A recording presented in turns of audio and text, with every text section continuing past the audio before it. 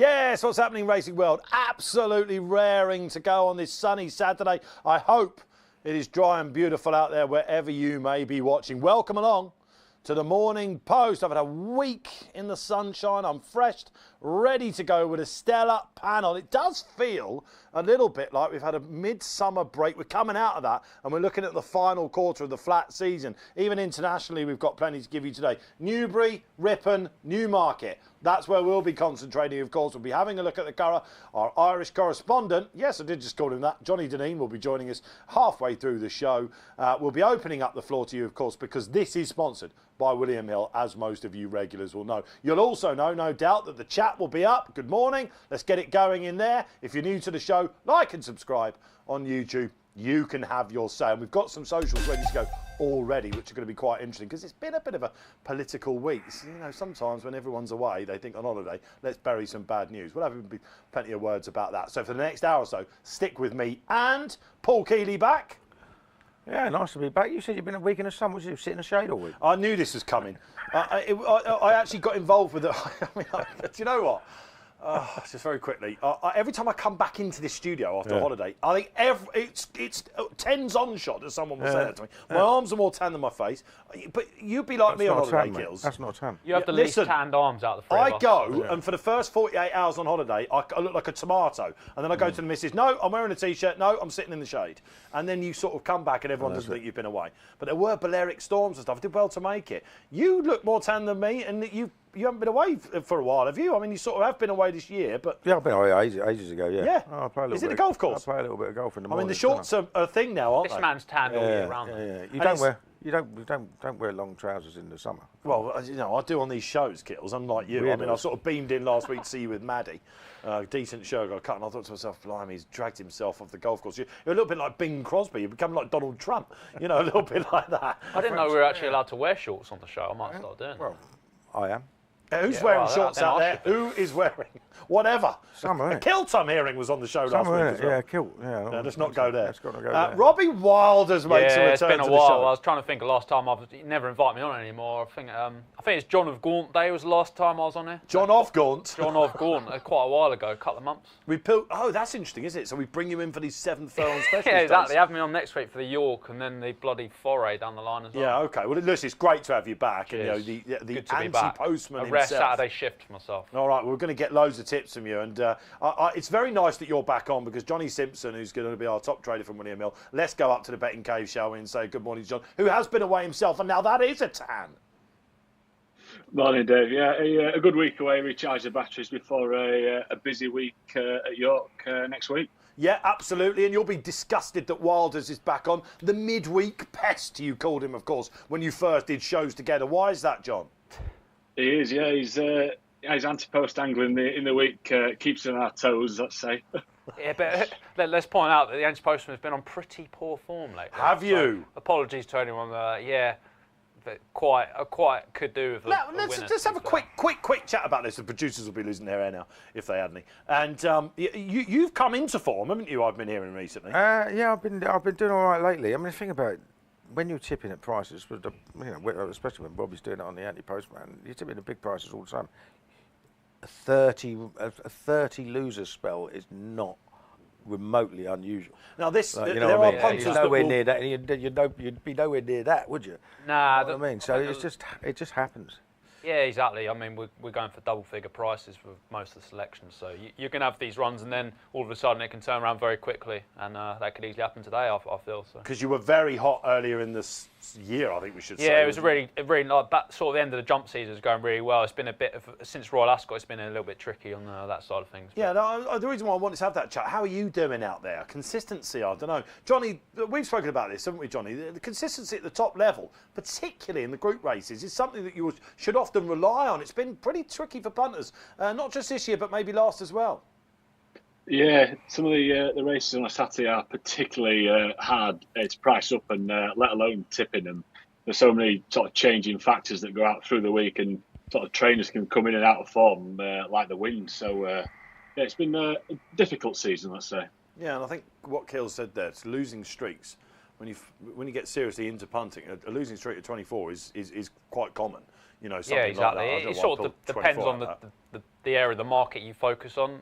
People like myself and Keels would focus on sort of slightly higher than sort of like 5, 6 to 1 and higher. Well, what you are very good at, a lot of punters Rob, will target sort of 3 to 1, 7 to 2 shots, but I've never really been that kind of.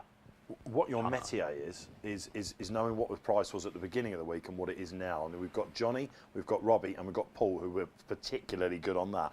And again, these I think we're just starting to get back into the punting game, aren't we? And let's do that today. So it's tricky on a Saturday. That's why we've got these guys with us. Now, you'll be waiting for the boost, won't you? William Hill, each week on the Morning Post, give us a boost. How did it get on last week, the boost? Can you remember what it was? Johnny, you were away, I know. Was it another one sunk for punters? I think it won, actually. I think it was Amat at Haydock. So myself and Jamie were off, and a week later there's a winner gone in. So our streak has gone. This week we've got a little menu for you. We're going to go double-handed in the Hungerford. We're going to take on Kealy. We're going to go 3 to 1 from 5 to 2. And we're going to take on English Oak as well. We're going to go 7 to 2 from 11 to 4 in the Hungerford Stakes. Right, so you're dutching the first 2 in the market. Now, this is quite a nice angle, isn't it? Because Jamie wants to get this one beaten, Kealy, right? He does, yeah. He's keen to be against Kealy, and I'm very keen to be against English Oak. I saw 5 to 2 favourite on Friday morning when I first looked at this market. I was ridiculously short given its effort at Goodwood. I didn't see any obvious excuse there. So we're keen to be against the front 2, and we've got one majorly onside in this race, which we'll get to later on in the show. Yes, there is a big angle in this race for the panel, which I think at least 3 out of the 4 of us are probably agreeing is a mammoth price. So stick tuned for that. We'll be getting our Saturday previews shortly for you. And we've got something for York next week. We're going to take a look at the great Ebor meeting, as we called it, that comes up on the Naysmire. Really looking forward to that. I think we're going to see some class acts, aren't we? And City of Troy, we're expected to run in the International, was 4 to 5 with you. Are we boosting him as well? We are. We're going to go even money. We're going to start the ball rolling for next week. He's already a bad result, so let's go again. We're going to go even money from 4 to 5 for City of Troy. These are all now live on the app or indeed the William Hill website. Even money, City of Troy rolling back out in the International. Going to get his ground by the looks of it. We'll be previewing that a little bit later on in the show. Now, if you want to go and get your racing post this morning, if you're on the way to the racecourse, or indeed you're sitting at home with your members club, this is what you can get. Big League Boost. All right, big league boost. Yes, of course, it is the return of Premiership football. Manchester United beat Fulham just about last night, didn't they? 1-0. It's back. And on page 2, Lewis Porteous looking for a bit of pep. Nice pun. One eye on the future. Yes, that's a nice headline, that, Rob, isn't it? A little bit of a crossover headline. And now, this is the most Keith Melrose headline you will probably read this year. The unfortunate contradiction central to the puzzle of today's Group 2. Well worth a read, that. Keith basically talks about the position of this Group 2 7 furlong race and the fact there is no Group 1 for 7 furlong horses. Of course, that's the feature race at Newbury today, 3:35. Smart View card going for English Oak. Happy Haggis, or Haggis Happy, as Al-Azi bids to win again after the glorious Goodwood. That's the first race today, of course, at Newbury. We'll be talking about whether he can be smuggled again. Keith comes back. Not 1 but 2 races is the likely scenario. Summergand, of course, the central piece at Ripon this afternoon, bidding to go 1 better than last year. He's finished second before that as well. Hannon, the big board, looks well treated under Oshin. That's got to have a massive chance, isn't it, for King Power, I think. And half brother to Bide and Hookham seeks to back up impressive win. That is Walifi. What's Tom Seagal got to say today? Wob, wob, wob. Brilliantly named, and Ramazan as well. We'll leave you covered in the great St Wilfrid. He goes for Susanna as well for Harry Charlton. Another bar as well in the Silver Trophy. And last year's winner, Tom puts up as well, Witch Hunter. It's a horse that Paul and Tom like that. We'll get Keels' word on that as well. You've been covered. Housekeeping out of the way. Saturday previews to follow.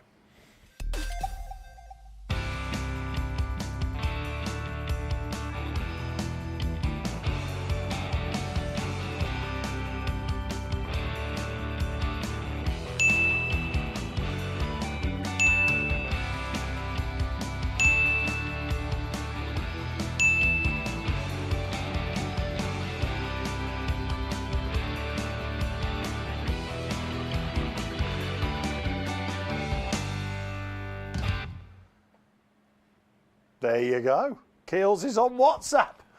I mean, I've been able to WhatsApp I am on WhatsApp. I dread the day when they ask me to start recording stuff as well. Voice notes. Voice notes. I'm very much old git phase. I've never done that once in my life. Please think about your voices. It's the insider. Never sent a voice note. What's the Well, way? never. Voice notes are annoying. They can be annoying. I refuse to listen to them, actually. Do you? Just type it in, you idiot. And here we are. Tom Currital has marched you in. Yeah, listen, this is going to be great. All you've got to do is scan your phone on that QR code. There are lots of other ways to join as well. But it's the Racing Post Insider on WhatsApp. Absolutely love it. 2024. Here we go. Here we go for the Saturday previews then. Johnny Dineen, around about 20 minutes' time, will be on, maybe sooner than that. Let's have a look, though. It is the Jeffrey Freer, sponsored by Bet Victor today. It's a Group 3. Al-Azi then, Johnny. My Lord, I think we were against him, I think, on his return. I was definitely against him at Goodwood. And Goodwood just saw the very best of him, didn't it? Smuggled in. The less he knows about the race, the more likely he is to win. Is he slightly easy to back? At the moment, the early money was for Al-Azi. We're down to about 4 to 5. This is our top price guarantee race. So we won't be beating on price. We're doing this all summer. So at the moment, Al-Azi is 10 to 11 and a little bit weak. The horse that has moved from last night is Al Karim. He was 7 to 2 yesterday. He's now into 9 to 4. He's really, really strong. And there's been little bits and pieces for the 3-year-old GoDaddy, who I think could get quite close to the front. I think he's a big price. Yes, all right. You and Robbie agreeing on quite a bit of that. We'll get to Robbie and GoDaddy. If you'd have seen last night, you did an email shot that went out to members basically about maybe an ACCA you could do. GoDaddy was in there. I read that. Kills, just talk to me at the ground at Newbury, if you don't mind. We had a meeting there yesterday. I was trying to get hold of George Hill when I was on Sky about because there was no going stick basically. He was actually quite hard to get hold of, believe it or not. Yeah. To let the punters into a little insider there. What did he say about the going stick? Well, there was no reason given. Right. It was selectively watered in the week leading up to this. Yeah. And it was the going stick was on Thursday taken. No going stick was available was the BHA line. Yeah. So we tried to get one. Break one. Well. Here's the thing. We've had this before this year, haven't we? Yeah. And I don't want to mention Cheltenham again for you on the opening day, but it can sometimes. Is it because of watering? I have absolutely no idea. But sometimes they tend to be very lax with a going stick reading, don't they? It's not just Newbury. I mean, other tracks will do it as well. Like you come up to a big meeting and you think, well, hang on a minute. The last time they gave us one was 4 days ago. That's just not good enough, is it? We had 6 races there. What was the? I mean, was there anything looking unusual? It was quick enough ground. I don't think you'd argue with good firm in places, and it'll probably be good firm today. Well, that's my lead in for this race because both Al-Azi and Al Karim don't mind a bit of cut. Al Karim, I think, is being backed as if he's going to be fine on the ground. Yeah, I mean, I took Al-Azi on at Goodwood because I thought going downhill on very fast ground, and it was firm for the first 4 days, but obviously they'd been watering, and obviously it wasn't very hot. I wasn't very warm on the Saturday, and the watering obviously made a difference. The times were a lot slower on Saturday than they were for the rest of the week, but it was still fast ground, and he handled it fine. And he come through, he got smuggled into it, and he won the race without knowing he'd had a race. He's a very talented horse, and he likes Newbury. He was beaten in on his return, and the wide open spaces maybe. Yeah, I mean, there's a couple of times that he's run really badly on his return, though, isn't there? So it doesn't. He has run really well here loads of times. He was second string on his return. I think he's the most likely winner. He's got a £3 penalty. Doesn't make it easy officially with Al Karim, who is going to get the run of the race probably, and is a hard horse to pass when he's on song, and he's been running really well at trips that probably stretch him. I mean, so he's probably got his perfect conditions. It's not a race I'm going to punt in. I think Al-Azi will probably win, I think Al Karim's a danger. I'll let Robbie make the case for GoDaddy. Yeah, well, Al Karim, let's just stick on him for a second if you don't mind, because he probably will be, thankfully, something of a pace angle in this race as well, because he likes to get on with it. Yeah, you'd have thought so. That's the way he normally runs. Thankfully, I mean, if you've only got one front runner in a race, they can make it at their own pace, can't they? Maybe I was talking to my pocket there, because I'm a massive Al Karim fan. I always say that. If you look at his 4-year-old season, he beat Isra. He's tough. He beat Blue Stocking. He is, but it's been a different campaign for him this time around. He came back a bit later last year. A little bit. Anyway, GoDaddy. Yeah, he's on Al Karim as well. I read in Cole Burke's quotes that they would take a look at the ground and he might not necessarily run. But I suppose the fact he's been strong in the market this morning suggests he probably is going to be running. I had a look at this at the start of the week, and you had horses like Arrest in there and Vauban. I thought there's no way Arrest is going to run when it's going to be quick ground. Vauban, I can't see him running for a pot like this, he'll probably look at the Lonsdale Cup next week. But yeah, I had a play on Go Daddy at the start of the week. It's basically, I do quite like 3-year-olds in staying races, get an awful lot of weight, and they're obviously open to more improvement. And this horse has been improving this season. Good third in the King George, the 5th handicap at Royal Ascot. He didn't get the best run through. I just think the horses that sort of hit the frame in those big 3-year-old handicaps at Ascot normally end up being group performers. And he sort of proved that in his last start at Deauville. At Clairefontaine. It was the same race Goliath won last year. And he was quite clear of the third behind a short price favourite, Trambondre Farb. He's probably mounted his challenge on the wrong side of the track. I think he's improving. I think the fact that he's a gelding means he obviously can't run the St Ledger. So if he had the Ledger entry, in my head he would be slightly shorter in the market, but he obviously can't run it, he's not eligible. And I think he'll give punters a good run for their money. Can't have Sumo Sam on the ground. I don't really rate Roberto Escobar, and Al-Azi's been beaten at a short price an awful lot of times in his career for my liking, so I think Go Daddy's quite interesting. Yeah, Sumo Sam could be interesting because, again, she might just get on with it. All right, that is the Jeffrey Freer Stakes. It looks like a bit of a puzzle.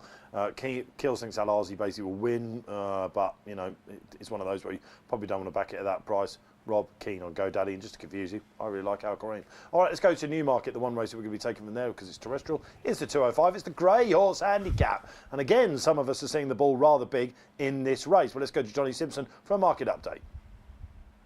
Yeah, First Folio is a really strong 5-2 favourite. We're keen to be on the right side of that as a favourite. There's been a little bit of money for Eminency at 7-2 from 6th. And there's a ranked drifter here. Fine Interview was 7-2 last night. It's now up to 15-2, and I suspect that might be bigger by the end of the show. Wow. Okay. Yes, of course. That's Qatari horse, I think, isn't it? For Wathnan Racing. I wonder whether these Wathnan horses these days, because they've had such a good run of things, Kills, they just get put in quite defensively, do they? Yeah. I mean, I think you have a case with that. We had a case last year where a lot of the ammo horses were getting put in defensively because they were having loads of winners earlier this season. I think that does happen, but the market always corrects itself. The closer you come to the race, I think the market's got it right here. I think First Folio should be fav. Yeah, it's got a lot to do with you, I'd imagine, Kills, this price. I don't know about that. Well, you've been writing very strongly about it. I just thought it's very obvious. I mean, he's used to operate at a much better level than this. He's obviously dropped in the weights. He's gone to Julie Camacho, and it hasn't run at all badly for her, but keep coming down the weight. She's going to get him winning very soon. I mean, he's on what is he, £15 lower than his peak now? You know, he can definitely beat these. Yeah, when it was with James Ferguson, I was talking to you off air just quickly that I think they thought he was going to be a bit better than he was. I think they thought he had a very big handicap in him, Rob. He didn't always quite deliver on the big day. But Kills' case is hard to ignore. Yeah. And when you look at some of the rivals against him, you think this looks like his day, right? It's a winnable race, isn't it? Totally get the case on First Folio. He's obviously shortened a little bit now. I thought at a price Archduke Ferdinand was quite interesting. This trainer, Seb Spencer, doesn't have that many runners come this far south. And when he books Alex Jarry, they've done quite well together. In 5 rides, they've had a 10-ton winner, a second and a third. And I just quite rate the jockey. I think he's quite good value for his £5 claim. This horse beat 16 rivals at York last time in a 6-furlong handicap. You know, York handicaps are always strong. And this is obviously a good bit weaker. He's come down in the weights another pound for that. He does stay a little bit further. If he can lay up the pace, I think he'll be finishing stronger than most. But that's just the query down over this 6-furlong trip. But I don't know. Yeah, I thought the prices he was quite interesting, but it's First Folio's I want to beat. Just before we move on, let's look at the second and third favourite for viewers out there who might have backed them. I mean, Eminency, my lord. How many more chances can you give that? He beat one horse 2 days ago, didn't he? He is. I tell you what, when he was with Clive Cox, I thought there was a big one in him. He's gone to Stuart Williams. I thought, right, let's watch Stuart. You know what he's like. He stopped very quickly the other night. Don't quite get it. Vet said he lost a shoe, but I think that's just used as an excuse too many times. That is because if you look at the form, you see how many horses lose shoes. I mean, race courses must be dotted with shoes. Yeah, like, you know what I mean. So I don't know whether they're hard to keep on in the first place or not, because I don't know anything about shoeing horses, but they come off so regularly. See, at the Olympics, someone running the 400 metre in the relay lost a shoe and kept. It didn't seem to impact his performance. Good knowledge. Too much. Good knowledge. But yeah, I'm not really sure how much of an effect it has. I'd like to see a study done on it. I remember speaking to horsey people about this before, and I think over jumps and over flat, it's thought to make something of a difference. Horsey people tell me, is it on the flat that it's thought to cost a length or two? I've got a feeling the flat is more important than running the jumps. like this is obviously not ideal, the impact on the ground. Well, we're going to be running like that when we get to Newmarket, but I don't to Ripon, but I don't think Newmarket is Eminence's trip at all. The market is suggesting this could be the day, and it's Stuart Williams and Sylvester de Sousa's a good look if you're on that project. Strike, handicapper, getting with it, or because he's no horse coming into this with a more appealing profile for sort of like Saturday punters, is there? Yeah, no, he's obviously in cracking form. I just think he's running up against a different class of horse now. Yeah. Particularly in the shape of the favourite. All right, okay, first folio. Big chance, says Kealy. 5-2, you're getting at William Hill. Go and get yourself involved. Let's go to Ripon, shall we? It's their big day in the sun. The Garden Racecourse, as we call it. And we've got the William Hill Silver Trophy. Sponsorship time, Johnny. Is that where Jamie McBride is handing out those prizes again? Well, either that or be on the golf course. It's each or two. We've got Ripon here at 11-2. And he's another one going for a hat-trick. 11-2 from 13-2. There's little bits and pieces for last year's winner, Round A Park. And I'll just give a little mention to Supreme King at double figures. I think he could. He wants marking up for his last two runs. I think he could hit the frame. And we're paying 5 places. For those of you that don't watch the show regularly, Johnny Simpson loves his sprint handicaps, and he's got a little glint about him there, didn't you, about Supreme King, Paula, Dave Evans from memory. Rob, let's come to you on this one. Ripon on the hat trick. Yeah, good, well-named horse. Obviously, you ever seen Phoenix Nights? I'm not. I love Phoenix Nights, but it's a long. My memory can't go back that far. Was a DJ, Was but he? that's Okay. not relevant to this, is it? Yeah, he got a chance. Got a chance. I thought he was probably about the right price. I don't think there's too much juice in it. When I looked at this, Round Park was double figures. I thought he was potentially the answer. He obviously won it last season, didn't he, off £3 higher, and he's drawn similarly. He's just really good at the track. Form figures 2-1-3, 2-4-3, 0-0-1-1. He ran better in the York race to warm up for this season than he did last season. So I think he's just going to be bang there as long as he's on the right side, which we're going to soon find out. Nigel Tinkler and Ripon just seem to go hand in hand, don't they? And Faye McManaman obviously been riding a lot for Nigel down the years. All right, Kills, what do we like here? Tom Siegel's gone for another bar, I think, isn't he? Yeah, well, it's one of those sort of low-class sprints that you occasionally get onto. Yeah, you get on TV, and it's very difficult. There were two that interested me. First of all, Origin Trail. I know doesn't win very often, but those successes have been at Ripon. She's one of them has. She's only been out of the frame once in 5-6 starts, I think, at Ripon. Nearly always runs a race there. Has been in the first 8 of 18 starts on turf as well. So I just thought interesting each way with the extra places, and keep an eye out, see if there's any money at all for It Just Takes Time, because he's absolutely lobbed in on last year's form. He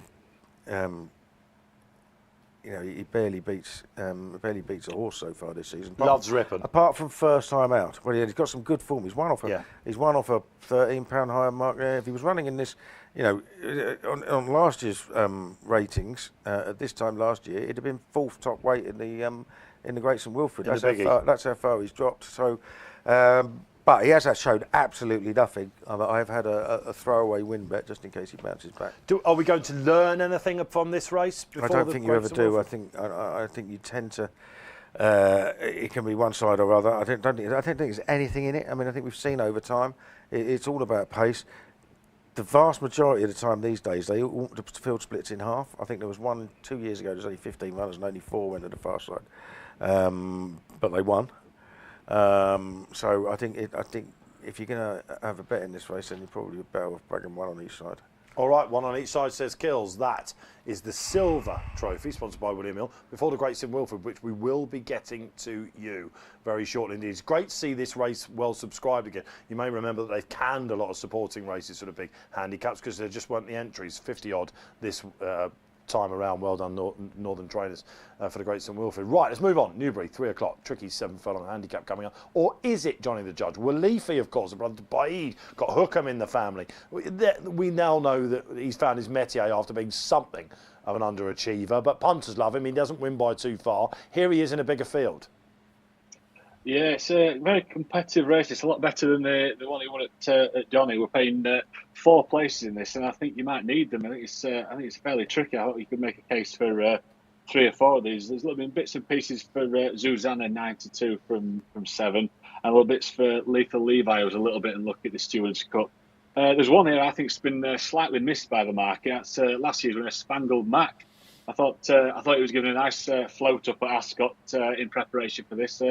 Double figures, 4 places. I think you could do worse bets than that today. Oh, he's another horse, Spangled Matt, that always seems to run one of these big field handicaps. Or, at some of the festivals, I just cannot get him over the line. But Johnny the Judge likes him today.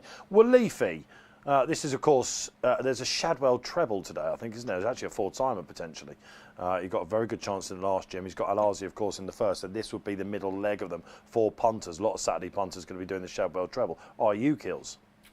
No, I'm not. I mean, I can certainly see him winning. It's interesting to say that, when the jockey got off him last time, he said, can't wait for him to go up to a mile. And I thought, there's a 3-year-old mile handicap at York, which obviously William Angus loves York. I thought he'd be going there. The fact that he comes here instead actually puts me off. Because I thought if he's a really nice horse, maybe they would send him to York. I don't know. I mean, you can talk yourself into all sorts of nonsense when you start thinking about trainers' plans and whatever. And he's, obviously on pedigree, he's a very, very good horse, and he could well be. But he's short enough. It was a Mickey Mouse race that he won last time. I think the second finished, beat only 1 home next time out. So I'm not 100% certain of the price. That's all. I liked Streets of Gold. Got the class angle in the race. Top weight has.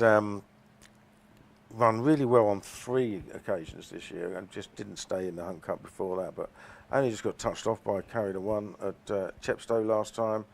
Likes a good pace to run out, which should get with Lethal Levi in the field because he led the centre group in the Stewards Cup, didn't he? So, and he might be hard to pass, although I think 7 just stretches him a little bit.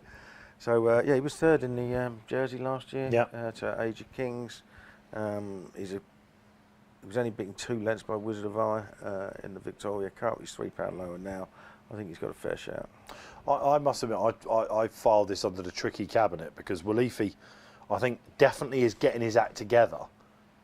He sort of just gets over the line. I backed him on the July course a couple back. He didn't look like he was going to win at all. I could just see Jim Crowley sort of relishing this road. Susanna's got a bounce back. I thought Ascot's kind of her track as well, Rob.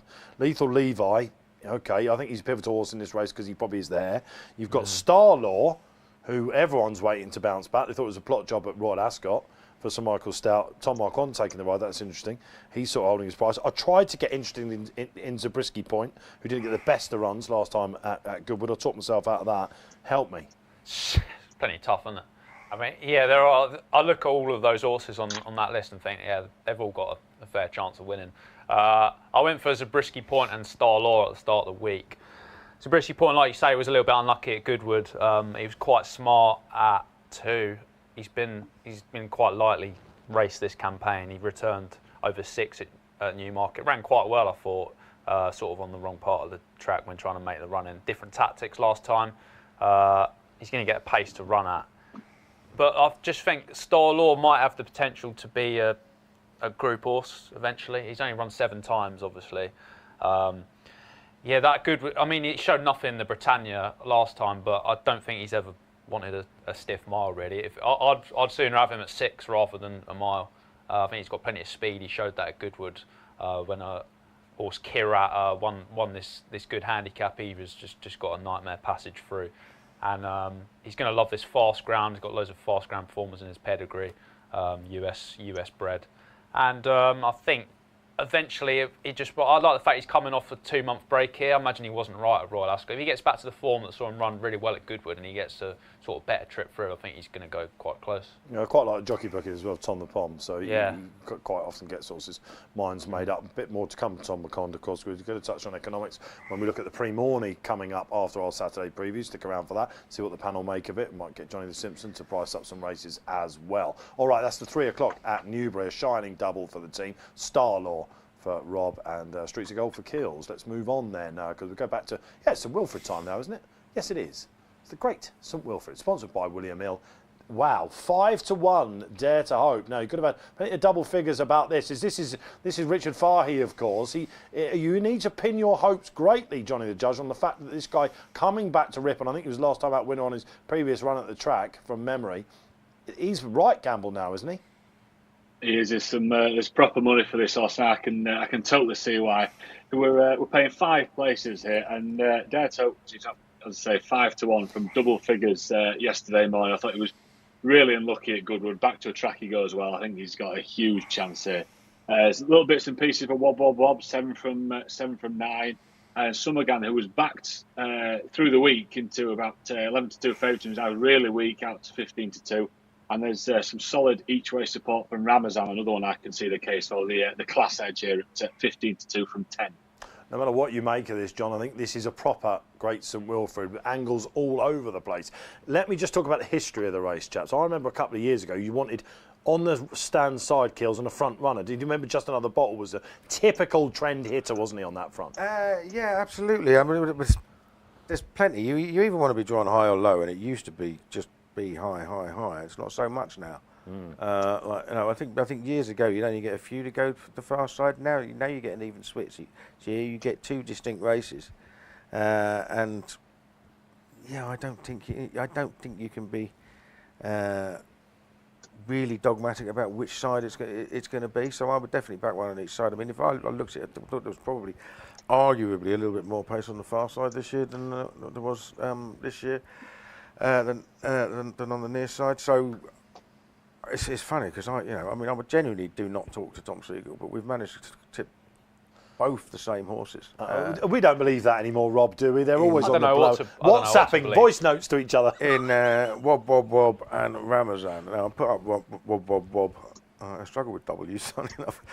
In the Weekender, a much bigger price. He's obviously been well backed. He won on his side last year. He won on the near side last year. And he won very easily, and he just travelled really, really well. And just Ripon is like that, so he took to it really well. He'd only run there once before, and he unseated at the start, so it was probably his first look at the race. I don't know whether he's absolutely ground dependent when it comes to 6 furlongs. He might want a bit of cut. Yeah. That worries me a little bit, but because he handled the track so well last year, he's only £2 higher than when he won the Silver Cup at Ayr, so he's handicapped to play a big part. And like Tom, I think Ramazan just could be the class act in the race. Trap 6 is on a hat trick, by the way. I was going to say. Is it? Yeah, and he's in 6. Trap 6, yeah. I don't really care about stuff like that. If anything, it would put you off, wouldn't it? It wouldn't bother me in the slightest. But I mean, he has got a fair bit of class about him, hasn't he? And you say you don't kills, but it highlights the fact you don't have to be high anymore. Surely, you know what I mean. And I'm with you as well. I don't have to. You don't have to be high. I think there's a little bit more pace on the far side. I agree. So after the draw was made, I wanted to get stuck into something on the far side just in case, and I just thought Ramazan was the class act. Radio Goo Goo just goes whoosh, doesn't it? I mean, that's going to be one of the hairs for sure. He's in 7. So, and I quite like Radio Goo Goo here. In the old days, stall 7 might come dad side. That's what I was going to say. Yeah, he might actually go the other to the high numbers. So we'll have to see how it plays out. Yeah, I think it's quite nice to play one on each side in races like this. Go for it, Rob. Just everyone's tipping wob. I know. So if I just echo exactly what Keels has said. Obviously, he won his side last year. He ran really well at Goodwood last time, over 7. Sat too close to a pretty strong pace. Really rate Adrian Keatley. I think he's a very good target trainer. He's gonna go well. Kid Ty was one I thought could go well on the other side, and stall 2 as well. Quite smart for Charlie Johnson last year. Thought she might be on the cusp of being like a sort of listed level sprinter. Lost her way a little bit. John Mick Appleby didn't show much in the first few runs, but was held up in sort of all-weather races. Come out of nowhere at Glorious Goodwood, winning a nice price when racing much more prominently. Change of tactics obviously did the trick there. That looked quite a decent race. She's only up £3. She's well handicapped on last season's form, and I could see her going well. And I will probably just have to have a save on Ramazan because, I mean, not only that those blokes have obviously made a good case, but I was all over him for the John of Gaunt, and that's obviously a Group 3. John O'Gaunt. John O'Gaunt. Is it? No, that's not what it's called. It's not John of Gaunt. John of Gaunt, mate. It's not. It's John It is. O'Gaunt. What are you on about? It's not John of Gaunt. Absolute nonsense. Are you sure? John of Gaunt. Yeah. John wasn't Gaunt, was he? I saw you correct me on that earlier. I thought, what's the fella Not on having it. about? But I probably will have to because it just annoyed me because I've been on him a couple of times before and he could be a different class. Is it really So John of Gaunt? basically, that's probably 3 wages, isn't it? Well, But the main ones are you've got 6 Kittai and Wob places Wob here. Wob. So Wob, wob, wob, but you're annoyed that everyone else is.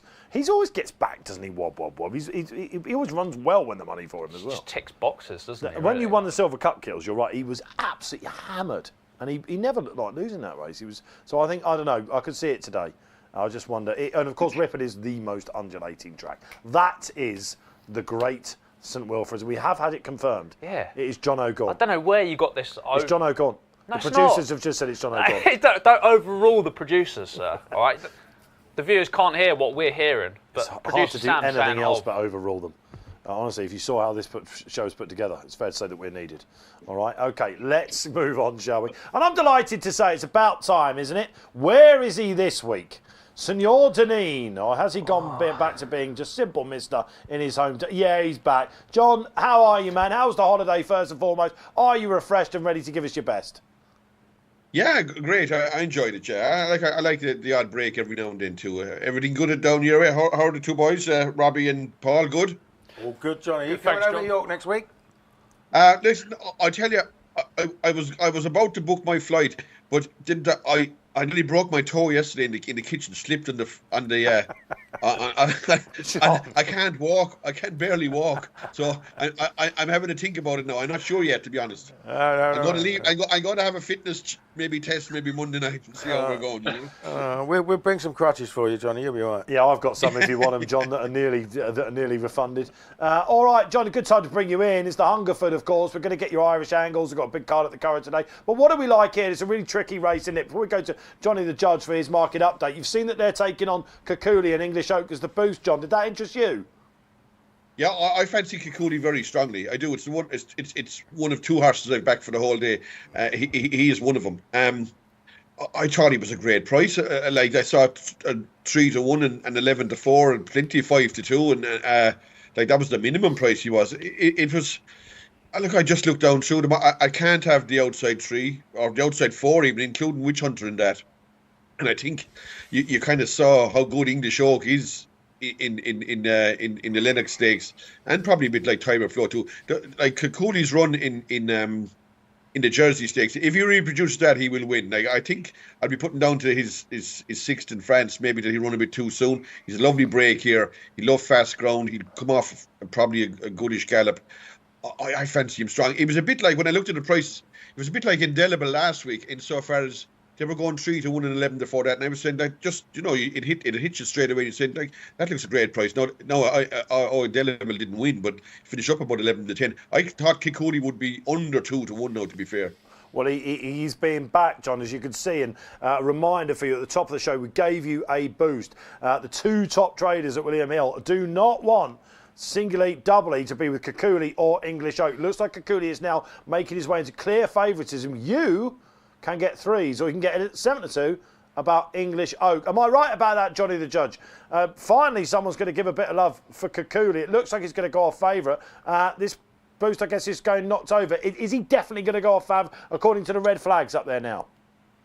Oh, it is, yeah. I mean, in the old days, I'd get the board mark. I'd wipe off that 3-1 and 5-2.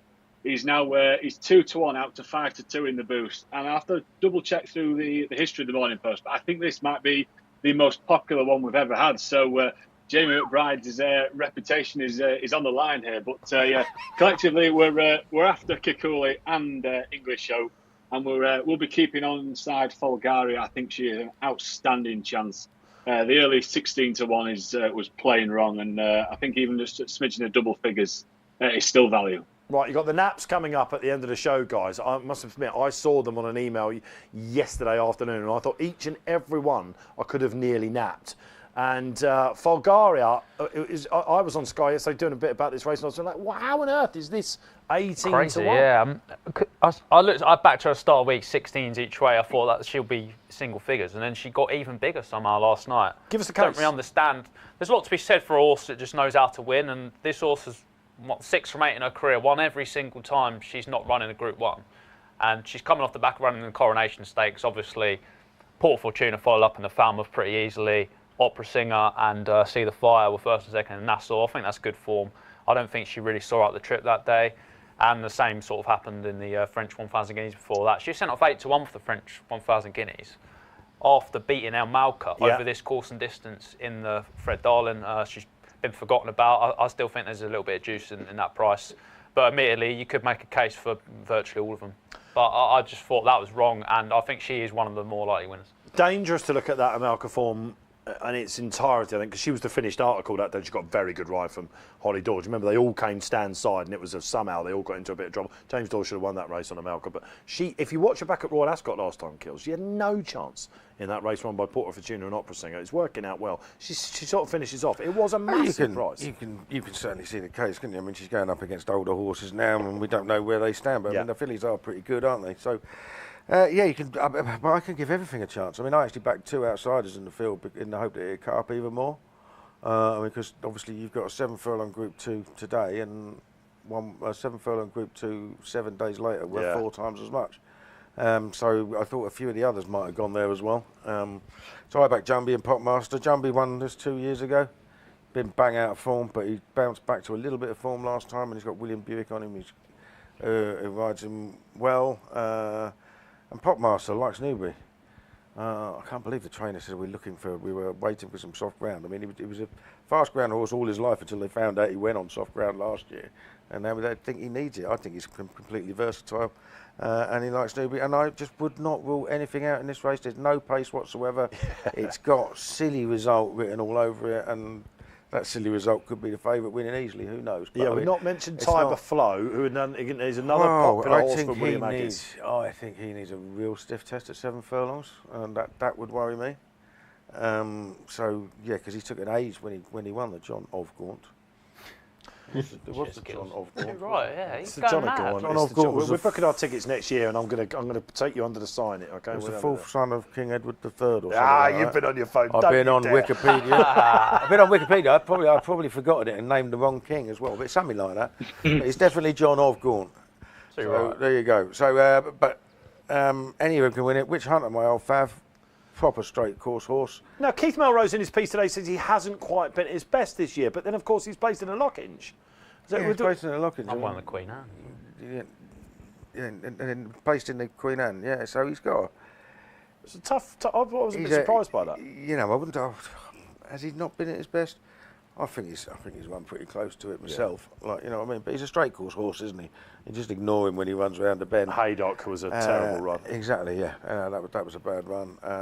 This is what he wants, but by the same token, there's no pace, and I think he's another one that wants a strong one. Yeah, I mean, who could lead of the... Popmaster. Popmaster could cut it out for English Oak. Oh, he has gone from the front. It is a stable mate. I wonder whether English Oak might be the one to do it. Is Kukuli a bit headstrong? I was told that might be the case. Yeah, I thought English Oak can be a bit free as well, though. Anyway. But there you go. No front runner, so a messy racing prospect. Yeah, something will do an audience and come out and absolutely hack up from the front. Well, there we go. All right, but I guess a lot of you are seeing this race as attractive because English Oak has got a big following. Kukuli after that Jersey run as well, and Johnny Dineen very strong on that. The traders are boosting it, however. 3 votes for Folgaria. Work that one out. Those are your Saturday previews. Right, shall we go across the channel because Deauville has been fantastic so far. Before we have a look at the morning, just a word on Economics, who came back in the pre-Guillaume Denano. I think I've got that right somehow. Yeah. He was gaunt as well, apparently. And why didn't you just say he came back in a Group 2? I wanted to say that, Kills, yesterday, but pronunciation is often a thing you have to do. That race has been won by some proper sorts.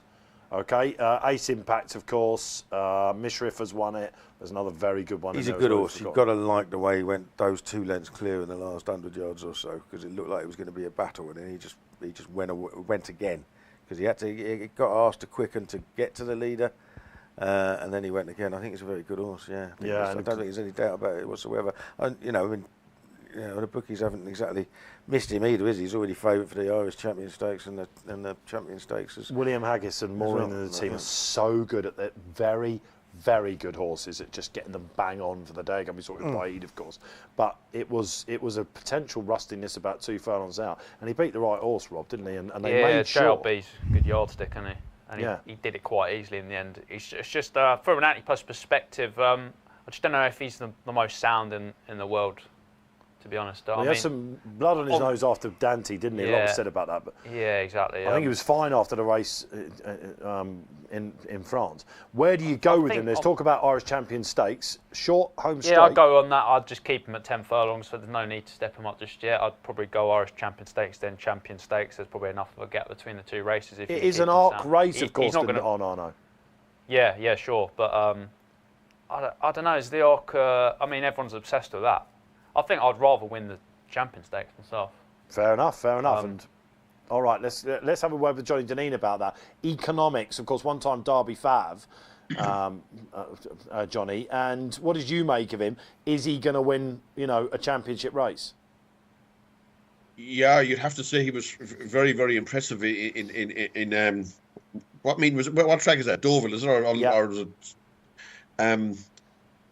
Geez, he was very impressive. He hadn't run for a while, and he's entitled to be a bit rusty. But once he got after him, he didn't have dismissed the other horse, who was no mug, the horse of Brian Means. So look, he's going to be very dangerous at Group 1 company over 10 furlongs. Like maybe City Troyers is what the only horse you'd say could put it up to him over 10 furlongs. You'd have thought at the minute anyway. He's going to be a potent threat in any of those big contests anyway, surely. That's a mouth-watering clash, Johnny, isn't it? Yeah, I think that is the one that we'd love to see, wasn't it? Whether it happens or not, I don't know. Let's go up to the judge then in his betting jungle to tell us about what the anti-post rumblings might be. Irish Champion Stakes, I imagine, is Fav. Yeah, I mean, I was watching this race from afar on Thursday, and it certainly set the work WhatsApp group off. It divided us, to say the least. And the quote from one of the lads is, "This is as slow as an old boat, and it won't win a proper race over 10 furlongs," which was very interesting. But it was 7-2 for the Irish champion, which I think that is his race. I think the finish at Leopardstown will really suit him there. We're 4-1 for the English Champion Stakes, and we are clear top at 16 for the Arc. We don't think he'll turn up there. Everyone wanted him quoted for that race, but we don't think he'll turn up there. So we're 16-1 for the Arc. Thanks, Johnny. All right, that's economics. Let's have a look at the Jewel in their crown tomorrow. It's been a great festival this so far as they do a bit of midweek action. And the Sundays are sterling, aren't they? And it's a pre-morning, which again, Van Dijk last year. Go down the roll call, guys. Top 2-year-olds win this. And look at some old friends here. Whistle Jacket turning out quickly after defeat at the Curragh last week. Shareholder unbeaten. Araby, one of the other Carl Burkles, whose form gets boosted all over the place. We've got the Coventry winner in there. We've got Daylight, who's got form with some of the others as well. Johnny, who's hot? Who's going to go off favourite, Mr. Simpson? Well, when I priced this up, I found this really tough. I'm happy to let the punters make their mind up. Thought obviously the form horses, Whistle Jacket and Shareholder, at 100-30, Araby at 9-2. But early money, little bits and pieces for Shareholder. But that we'll see what the market looks like tomorrow morning. Let's go to Johnny Dineen then with this. 250 tomorrow, John. Whistle Jacket is a horse that I think, about a month or so before Royal Ascot said, this looks like it will be the Coolmore banger. He didn't pull it off there, but it was impressive at Newmarket on his next start when he went up to the 6, of course. Did he bump into one last week? He's turning out quickly again. Yeah, he definitely did bump into a really smart filly. I'd say that's probably the best filly at that trip in Ireland, without a doubt. He's running quick here now. It smells of a small afterthought. Maybe they don't have another horse to run in the race. That's possibly the case. I'd say they have a whole host of horses at 7 furlongs and upwards, but maybe not so many for the 6 furlong race. If he hadn't have run in Ireland, you'd have said he was a great price at 130, but he did, and he was beaten fair and square there. To me, he's a horse that is best with a dig in the ground. I think when he gets lively, he struggles a bit. Saying that, he looks a good price. Now I don't know whether I back him. I don't think I would, but I couldn't have that in my mind. Rashabar anyway at 5-1. He's a better price than at 130 than Rashabar at 5-1. I suppose Shareholder and Araby, you'd have to respect those. It's probably a tricky race, but I suppose in real terms, his his limitations have been exposed at the same time. He doesn't look like being a wonder horse or anything like it, but he still has a good chance in a tricky race. Yeah, he's just smart a little bit, a little Big Bear, doesn't he? And Blackbeard, of course, who won this 2 years ago for Cornwall team, didn't really see much of them as 3-year-olds. But yeah, well summed up by Johnny. I think he's just a 2-year-old, isn't he? So they're going to run him in everything they can run him in from now on. Hence, he's running a week later. He can certainly win, but he has shown that he's got limitations. Take him on? Yeah, I'd take him on. I'm not sure what with. I think it's difficult. Shareholder was obviously very impressive at Ascot. I like Araby. Oh, so do I. Because he's a winner. He's So tough. Form boosted all over and the place. The form's pretty decent as well. Like, you know what I mean? So I like his attitude. I like the fact that the form's worked out, and he would be the one for me. Yeah, I've seen him bigger in the market. When anti-post perspective, right? You know, Yeah. Van Dijk won this. Of course, we saw what he went and did at Newmarket later on. But Commonwealth Cup favourites appear from this winning. Yeah, I roster. just find it really hard with like precocious sprinters to know like how much longevity they've got. I find these sort of races really tricky. Like you got your Shareholder and Rashabar. We've not seen either of them in 2 months since they won at Royal Ascot. That's probably a bit of a red flag for me for a juvenile that he used to run in sort of every few weeks. I don't know exactly how they've been training. I think if Babouche was in here, Babouche should probably win it. So by that sense, Whistle Jacket is probably pretty fair price at 130. Okay. But it's a race I'd quite happily sit out, to be honest, and just learn for the future. We've got the Romane tomorrow, of course. It kicks off again today, Derville. There's a couple of Group 2s, the 2-year-old races. Don't miss any of that. It's really pivotal stuff, this. OK, that's Sunday done. Let's have a little chat with Johnny about the Curragh today, of course. There's another decent card there. We've got some sort of like some interesting horses. Continuous coming back, Johnny, of course. Where do we start? Look, Continuous is definitely starting at a trip too short for it. Like he didn't have a run before Ascot. It looked like it was a prep for the King George. Then he missed the King George, and it's surprising that he did because they did run. Okay, they had the favourite in his whatever he's called it. You know, I can't think of his name, but anyway, Auguste Rodin. Anyway, but they still did run Luxembourg, so you'd imagine he would have been have better credentials than Luxembourg. So he must be tricky to train or whatever. And this looks like a starting point for something later on the year. Maybe they tilted the arc. Something like he looks like an arc horse. He's a very good horse. He's probably the best horse running all day. But back at 10 furlongs on goodish ground, he could be vulnerable to something with a bit of pace. And like these horses, they're never tuned properly for these kind of races. That these really good horses, when they're missing for a while and they come back, invariably they can be vulnerable. And even Luxembourg all but lost this race a couple of years ago 2-9, and I see it went back through the runners. They had a Sir Lancelot beaten at 4-9, so it wouldn't be beyond the bounds of possibilities that he's nowhere near his best, and he could be vulnerable. He wouldn't be an odds-on favourite that would appeal to me anyway, that's for sure. And I think, John, he is on the slide. Let's go to Johnny Simpson with this. I saw plenty of 2s on yesterday. What price are we going? Around about 8 to 11 now? Yeah, 8 to 11. He was low as 2 on. He's fairly weak. I thought something like the Arc might be this horse's target after Ascot, but obviously he's not been seen since, so maybe something hasn't gone quite right. Have we had a look at this chap quickly? Kills. It's called the Royal Whip today, of course, at the Curragh. It is over a mile too. I haven't, to be honest. Well, I think I've had a look, Matt. I can step in. Go on. Yeah, I thought I didn't get on, but I thought 1 to 2 he was a horrendous price last night. He didn't show an awful lot at Royal Ascot and the Hardwick, and he's been off quite a long time since. He's not going to be fully tuned up. He's over a trip short of his best as a St Ledger winner, and I thought he was just there to be shot at. I have no idea what the prices are now, but Caught You Looking was like 8 to 1 last night. She's got the 2 strands of classic form. Didn't seem to really see out 1 mile 4 either of those times. Back at 1 mile 2, I thought she was interesting, and then always seems to get backed. Yeah, I like her. I think she's definitely got a chance getting all that weight. And Okay. Trust Your Instinct's quite interesting as well. Could get an easy lead here. Almost beat Jan Bruegel at the Curragh over the course and distance last time. Still very unexposed.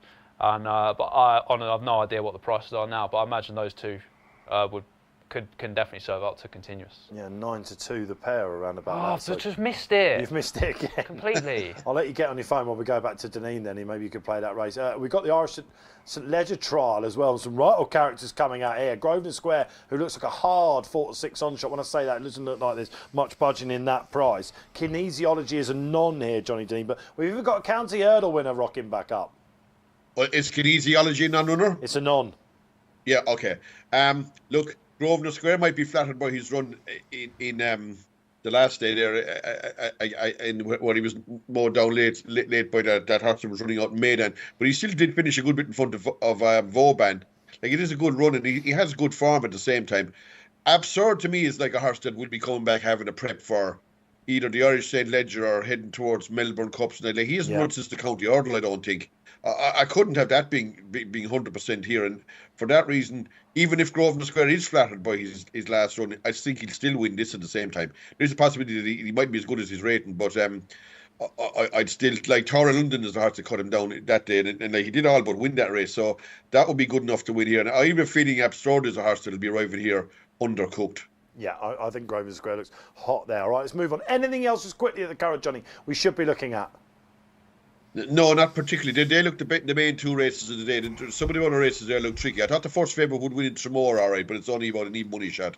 That'll do, John, that'll do. All right, great stuff. Right, before we move on, we're going to have a little look at the Knavesmire next week and maybe get some best bets or some horses that are really exciting the panel for you coming up. Of course, it's been a big news week, isn't it, in Ireland? Something's been ruffling feathers, and we've got a social come up. Martin Locke, cheers Martin, says, what did you make of the big Irish trainers coming out against the restricted races? Just give us a little bit of summation of what's gone on this week, Kills. This is now the big four that they're calling, which is Henry de Bromhead. This is over jumps, of course. Gordon Elliott, Willie Mullins, of course, probably been at the top of that four, and Gavin Cromwell has scraped in there as well. Restricted races for trainers that have not had over more than 60 winners. Is that right? Yeah, I mean, what's the big deal? 50 races. I mean, we've already got to the stage where Willie Mullins runs all the horses in Group Ones, in Grade Ones. Like, you know, why not spread it around a little bit? I mean, there'll be nobody left if it keeps going on as it is. They're talking about legal action, Rob.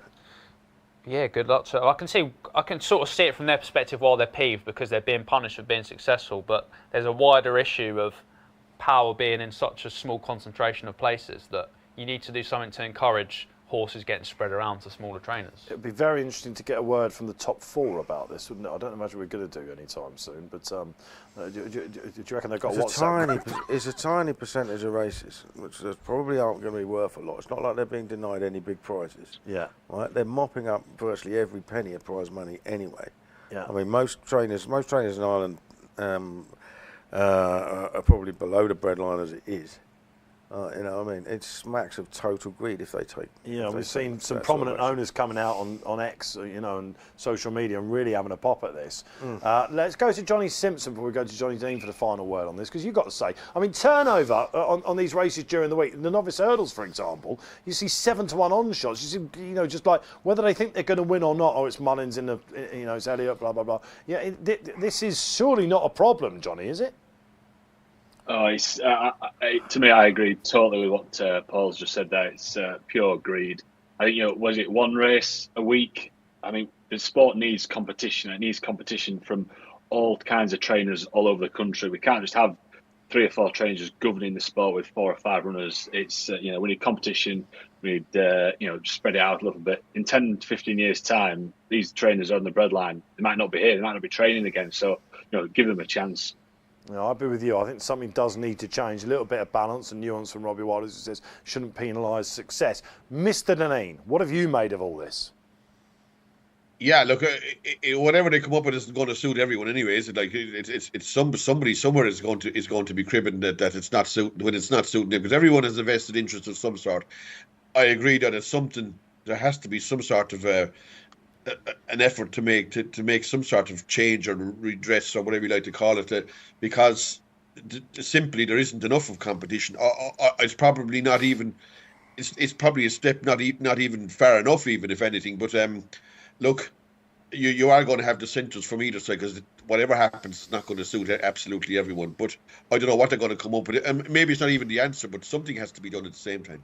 All right, okay, thanks, Johnny. All right, that was your Irish angle then. Lots to be said, some tips and some politics for you as well. Stick with us for the next 10 minutes or so. We're going to look at the big 3 races, of course, at York coming up. After this, who wants some free bets?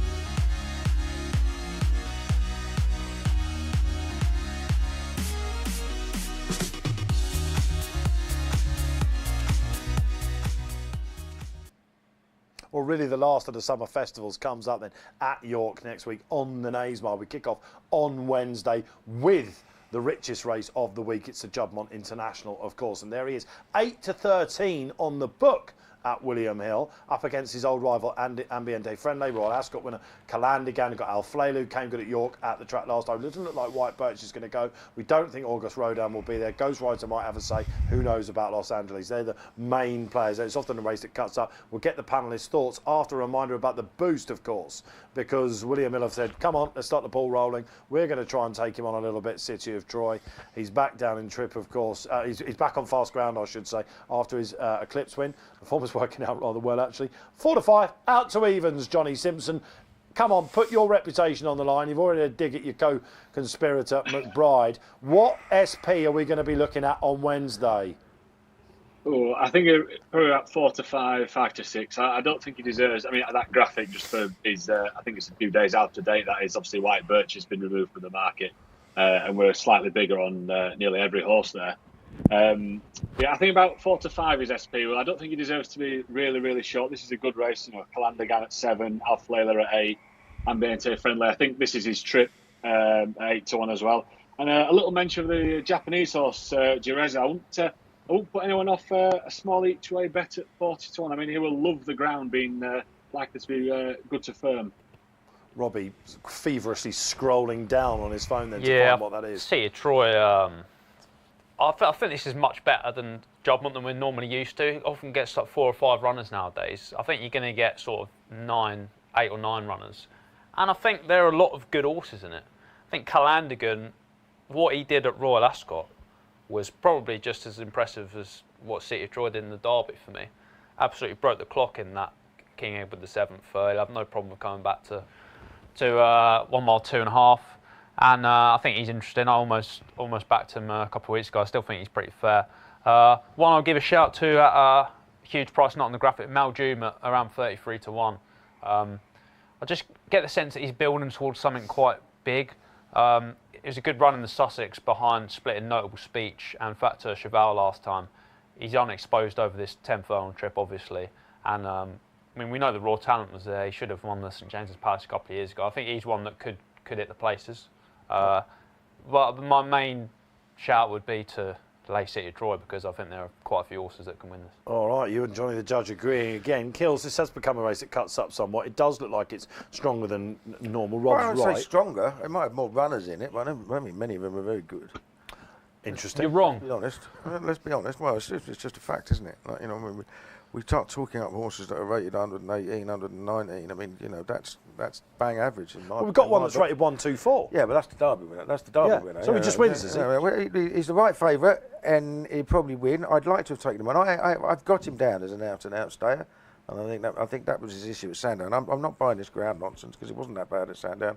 It was absolutely very similar to what it was at Epsom when he won the Derby. I think I'm not 100% sure that he's a 1 mile 2 furlong horse.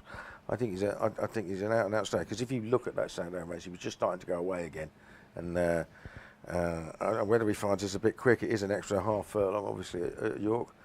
Try and find something against him. Like, you know, I just had a look at the RPRs. That Japanese horse, Duretsa, is second or third top, 40-1. Nobody knows anything about it because it's Japanese. But let's face it, a lot of these, you know, our horses aren't very good anymore. Like, you know what I mean? We're not the powerhouse that we were, and Japan is. When you've got a 40-1 shot running there, I'd be very tempted by that. Al Flailu is your solid each way angle because he just loves it at York. He's a proper fast ground York horse. But no, it doesn't excite me as a punting race, and it doesn't excite me as a quality race. I wondered if you might be coming back with the Ambiente Friendly, but the fact you're not, we'll just leave it at that, I think. No, I mean, he's a strong traveller, he'll like the ground. You know, I'm just not buying that the 3-year-olds are that good. Okay. I think Calandigan's very, very good.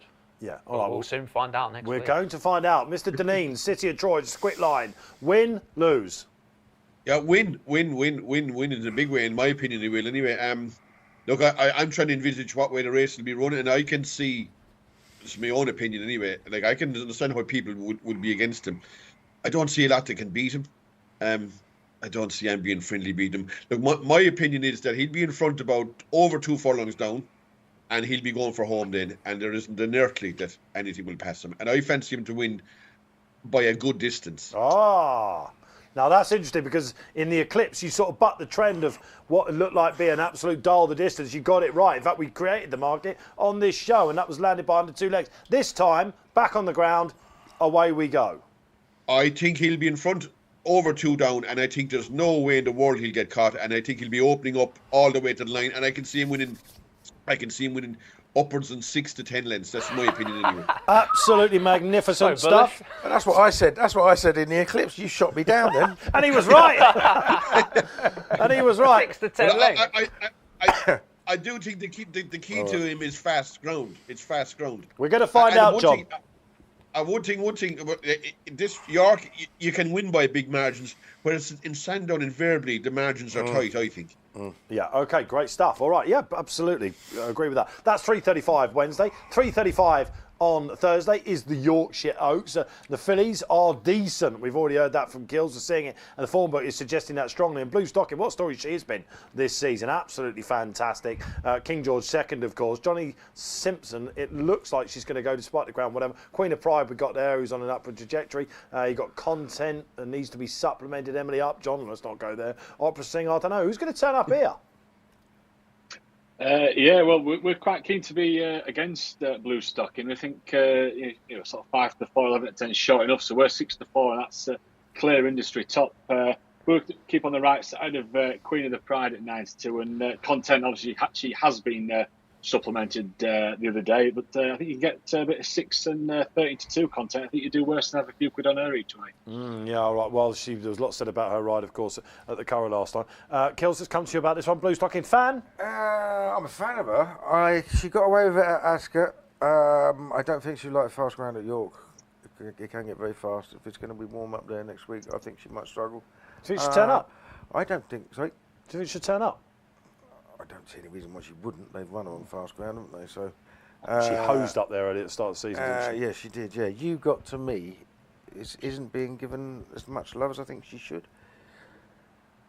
Nice, that's the one for Kills. It was a good win at the Curragh last time. It just depends on what they do with her. I think they might have found out by mistake the way to ride her. Like if they can get her to switch off a little bit, because she can run hard for a long while. Yeah. Like, you know what I mean? But she just does it too soon sometimes. That was Johnny's big tip, of course, Mr. Dineen, in the Irish Oaks. We'll get the word with Johnny in a second. Queen of the Pride, Graham Robb was very keen on this last time. I wasn't sure she was going to win like that. She hosed up. This is one of these Gosden fillies that's just getting better and better. Yeah, I think she's going to have to get better again to win this, though, certainly. I think Hill's a right to be ducking Content a bit. I thought she was the one to take out the Irish Oaks last time. You can definitely get bigger elsewhere. I struggle to imagine her outside of the 3, to be honest. You and Johnny Simpson need to get a room, don't you? You'll be up in the betting sauna with him. A lot of shared opinions, certainly. I think that's spot on. I think she's more likely to go off 7 to 2 on the day than what you get elsewhere. Johnny's missus just spat out her coffee, of course. All right, let's go to Mr. Dineen. You got me. That was a real jewel in the Dineen tipping ground. You probably got a bit embarrassed by the amount of adulation that came your way, but it was a purder, John. Will you be with her at the Yorkshire Oaks? She's a chance, but it's probably between the top 3 and maybe her. She has a chance. Look, I wouldn't dismiss any of the other 3 either. Queen of the Pride's a chance, and Content obviously has a chance. Blue Stocking, obviously. Blue Stocking, to me, I agree with Paul there. I'm not so sure about her on really fast ground, and she may have gone in it in Ascot, but will she go on it again? So running relatively quickly, I think something will beat Blue Stocking when the time comes. I'm not so sure which one though. Okay, that's the Yorkshire Oaks. So we are sticking with the 3:35 during the week. Does seem, of course, to be the big race of the day. Maddie and Paul look back last week at the Ebors. You can go back on YouTube, check out last week's show. We'll be back next Saturday doing that race, of course. Tom Siegel due to be in. Seb Sanders making his return with Graham Rodway as well. Fireworks expected. Before we sign off our York preview, though, it's the Nunthorpe, of course, on Friday. A lot of people's most, big sprint favourite of the year. Asfoora has been very well backed. A couple of weeks ago, Johnny Dineen and a few other judges said, I think she'll reverse the form. No penalty, of course. Big Evs, though, he just keeps on winning. Johnny Simpson, doesn't he? 9 to 2, bigger than I thought I'd see. Yeah, we covered this race after Goodwood, and we were 9 to 4 and 9 to 2 then. It's been a fairly static market. The confirmations are just coming in at the moment. There's nothing that's nothing's dropped out that's going to cause the market to change a great deal there. But I will just give a mention for a horse on Friday that is in one of the lesser races, and I think could be one of the bets of the week, and that is Mahaba the Champ in the first race on the Friday. So that'll be my job this afternoon, pricing up a few of those races, but just keep an eye on for Mahaba the Champ. Yes, York specialist probably coming down the weights, isn't he, for Jabber Abdullah and Kevin O'Ryan team. All right. Brad Sellers, I suppose, since we covered this after Goodwood, thrown a bit of a spanner in the ring, but do you just see it going to market order, or? Not necessarily to market order. I thought Believing was every bit as unlucky as Asfour was at Goodwood. Now, obviously, Asfour is going to be a little bit better off at the weights, but Believing was carrying a penalty as well, not as big a one. So I think she'd turn around. I think she'll finish ahead of Big Evs. There's a chance that she might go back to the Curragh, apparently. Yeah. I mean, they're sprinters. You can take in both, can't you? I mean, the Flying Five's not till next month, is it? Like, you know what Ryan I mean? Moore apparently was mad keen for them to go for this after riding her at Goodwood. Yeah, I mean, she's got plenty of speed. She was being leaned on by Stylus for about 2 furlongs and bumped and whatever, like, you know. So, yeah, I think it's got a. Believing at 7, love it. I believe in Keels. I believe in Robbie Wilders. What do we like here? Yeah, so I probably want to avoid the top of the market a little bit. Obviously, that is obviously going to be a key form line, but I think Bradsell was really good third in it last year when he was drawn slightly wider than ideal. And I thought he would be slightly bigger than that. I thought he's come on the radar after his return win in France, but I think he's got a shout. One not on the page, Washington Heights. I think he's probably wanted 5 furlongs for a little while now. He beat a lot of good sprinters in the Aberdeen Stakes over 6. Yes. Sort of hung on for dear life. And he's just been not really getting home over 6, so I could see him sort of been laser target at this race. He tends to spring surprises for Kevin Ryan, doesn't he? Does, he? yeah. I could see him in the frame at the price. Yeah. All right, okay. That's York. I had a little done and dusted. Like I say, we will be back next Saturday. We'll be reviewing all the action. City of Troy panel, most of them think, take advantage of that boost. Talking of boosts, it's time to have a look at the naps. Let's get them up. On the side, like I said to you earlier on this, in the show, guys, you're with me. All of these, I think, I would give a shout to. I've been boosted out to 15 to 8 in the last race. We're talking about the Shadwell treble. You've got Al-Azi, you've got Walifi, you've got one before this as well. But Marcoon, I thought, looked like the most likely winner on the card at Newbury to me. It just scraped over the line last time on the July course, but came well clear with a Qatari horse. He's a cruiser, this horse. He's bred to be better. Just the sort of horse that William Haggis does well with. I'll take that 15 to 8. Kills, you're out to 3 to 1 with first folio. Yeah, when Julie Camacho gets first folio right, which hopefully will be today, he's just better than these. Simple, lovely. It's the play of the day on the app and the website as well for Kills at the Racing Post. Folgaria, yeah, taken to retain our unbeaten record outside of Group 1 company. And you're only getting 10s with the boost here because William Hill believes she's got a massive chance as well. Yeah, I think 10s is... Well, even 8s and 7s still pretty fair. I said only. It's the biggest price amongst them, of course. Johnny Dineen, my old friend Al Kareem, love it in the first at Newbury. Yeah, look, I'm afraid of the ground for it, but I'm hoping that it won't be lightning. It may be. I read on the paper where they're considering not even running it. So look, obviously if it doesn't run, you don't lose. But if they do run it, it looks a dead match between that and Al-Kazi to me. Al-Kazi, and if they got to a struggle, I'd fancy Al Kareem. That's all now, really. Okay, all right. And Johnny Simpson, let's go to you. I heard you say, before we signed off for your market update, with the greats and Wilford, Dead Hope had a massive chance. You're napping him. Yeah, I originally sent Folgaria down as a nap. Then went with first folio and realised they're both gone. So third time lucky. Dead Hope. He's not much of a price now, so I'm going to boost him. I think he's got a great chance in the big handicap. Marvellous. There's a 5-time acca for you then. Do what you want with it. Good luck with them. They are the naps. Johnny Dineen, just before we let you go, of course, Al Kareem is kind of like nap, sort of nearly next best, because when you found out that Johnny Simpson, Jamie McBride were boosting not just English Oak, but Kealy as well, you thought, all right, I'll look elsewhere. But he's near nap material. Still Kealy for you, isn't he? Yeah, I think he's a great. I think he's like a great price anyway. Win, lose or draw. I didn't think he was a 5 to 2 or 11 to 4. I was considering him definitely under 2 to 1. I think he's a horse with more of an upside than anything else in the race. Right, well, these naps are now live, and so are the boosts. Go and avail yourselves of that on the William Hill app and the website as well. Johnny Dineen, it's been absolutely fabulous, man. Go and get yourself in the cast room and get yourself over to the Knavesmire. So yeah, okay. I might see you there, lads. All the best. Lovely stuff. Johnny Dineen, always a pleasure from our Irish angle, as it was Paul Kealy, who's going back onto the golf course, I'm assuming? No, I'm not. No, I'm going to sit. I'm playing golf tomorrow. I'm going to sit and watch the racing this afternoon. Yeah, OK. Get myself geared up, start studying for York. I'll be nipping up there for a couple of days. Try and pull a rabbit out of the hat for us. Well, yeah, let's say that. My poor daughter. Right. Just tell us a quick story about this. Yeah, Mrs. K forgot to put the rabbits away last night. And What happened? And they are no more. I can't tell you exactly what happened because they're just not there anymore. But you can take a wild guess. So the rabbits have disappeared? They have, yes. Oh, those kills us. What were they called?